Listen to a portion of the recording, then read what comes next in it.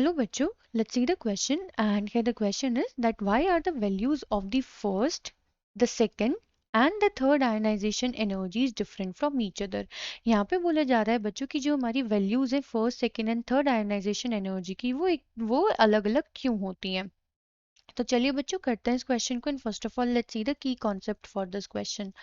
So basically बच्चों जो हम यहाँ पे बात करें अगर हम आयोनाइजेशन एनर्जी की, तो आयोनाइजेशन एनर्जी क्या होती है दैट इज आई ई। तो आई ई होता है बच्चों that is energy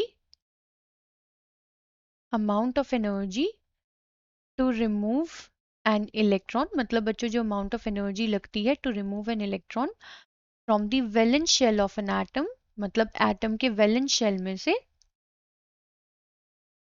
valence shell of an atom that is called as ionisation energy. ठीक है, तो बेसिकली बच्चों जो ये आयोनाइजेशन एनर्जी ये कौन एग्जिबिट करता है, हमारे मेटल्स एग्जिबिट करते हैं। क्यों? क्योंकि बच्चों उनकी टेंडेंसी होती है टू लूज इलेक्ट्रॉन, की वो अपने इलेक्ट्रॉन को लूज कर पाता है इजिली। ठीक है, तो अगर बच्चों हम यहाँ पे एक कोई भी एलिमेंट ले लें, लाइक फॉर एग्जाम्पल अगर हम यहाँ पे लेट्स से हम सोडियम का एग्जाम्पल लें बच्चों Na, इसका एटॉमिक नंबर होता है 11, यानी कि इसका इलेक्ट्रॉनिक कॉन्फ़िगरेशन हो गया 281।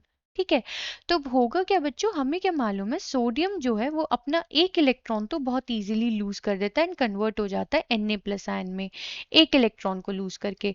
तो बच्चों जब सोडियम ने, हम यहाँ पे लिख लेते हैं कि हम E माइनस से रिप्रेजेंट कर रहे हैं इलेक्ट्रॉन को। ठीक है, तो बच्चों सोडियम ने कुछ अमाउंट ऑफ एनर्जी एब्जॉर्ब करी होगी इस इलेक्ट्रॉन को रिमूव करने के लिए, तो हम ये कह देंगे ये हो गई हमारी IE1। ठीक है, एंड इस IE1 की कुछ वैल्यू रही होगी into kilo joule per mole, let's say x kilo joule per mole रही होगी। ठीक है, अब होगा क्या बच्चों, ये हो गई हमारी इसकी फर्स्ट आयोनाइजेशन एनर्जी, इसलिए हमने इसे IE1 लिखा क्योंकि इसने अपना पहला इलेक्ट्रॉन रिमूव किया। अब बच्चों जब सोडियम ने अपना पहला इलेक्ट्रॉन रिमूव किया तो ये क्या हो जाता है, बहुत स्टेबल हो जाता है। एंड बेसिकली बच्चों अब अगर हम देखें ये हमारा पॉजिटिव आयन हो गया है। तो अब अगर ये पॉजिटिव आयन हो गया तो पॉजिटिव आयन की एक टेंडेंसी होती है कि ये इलेक्ट्रॉन्स को और ज्यादा होल्ड करता है। Electrons hold electrons more strongly, यहाँ पे हम लिख देते हैं that hold electrons more strongly. अब ये इलेक्ट्रॉन्स को और अच्छे से क्या करेगा, कस के रखने की कोशिश करेगा, मोर स्ट्रांगली। अब बच्चों जब ये इलेक्ट्रॉन को बहुत ज्यादा स्ट्रांगली अपने साथ बाउंड करके रखने की कोशिश करेगा, तो अगर अब मैं इस Na प्लस में से एक इलेक्ट्रॉन और रिमूव करके इसे Na प्लस प्लस बनाना चाहूँ, क्यों? क्योंकि अब हम यहाँ से एक इलेक्ट्रॉन और रिमूव कर रहे हैं। यहाँ पे अभी तो 11 इलेक्ट्रॉन थे, अब यहाँ पे 10 हो गए। अब यहाँ से 10 से मैं अगर इसे 9 में कन्वर्ट करना चाहूँ एक और इलेक्ट्रॉन रिमूव करा के, तो अब ये क्या हो जाएगी बच्चों, ये हो जाएगी हमारी IE2, जिसकी वैल्यू लेट से हम मान लेते हैं वाई किलो जूल पर मोल। ठीक है, तो अब होगा क्या बच्चों, जब यहाँ पे ये 10 वाले स्टेट में बहुत स्टेबल है, पॉजिटिव आयन है, इलेक्ट्रॉन को ज्यादा स्ट्रांगली हेल्ड करके रख रहा है, तो जब हम यहाँ से दूसरा इलेक्ट्रॉन निकालेंगे तब हमें मोर अमाउंट ऑफ एनर्जी की रिक्वायरमेंट होगी। तो इसी वजह से बच्चों अब जो IE2 है, यानी कि जो हमारी सेकेंड आयनाइजेशन एनर्जी है, अब वो क्या कर जाएगी, वो इंक्रीज कर जाएगी। क्यों? क्योंकि हमें ज्यादा अमाउंट ऑफ एनर्जी लगानी पड़ेगी। ठीक है, सेम केस बच्चों अब यहाँ पे भी फॉलो होगा कि अब अगर हमारे पास Na प्लस प्लस है, तो अगर ये कन्वर्ट होना चाहेगा into Na plus plus by removing it's third electron, तो ये हो गया फर्स्ट, ये हो गया सेकंड, ये हो गया थर्ड।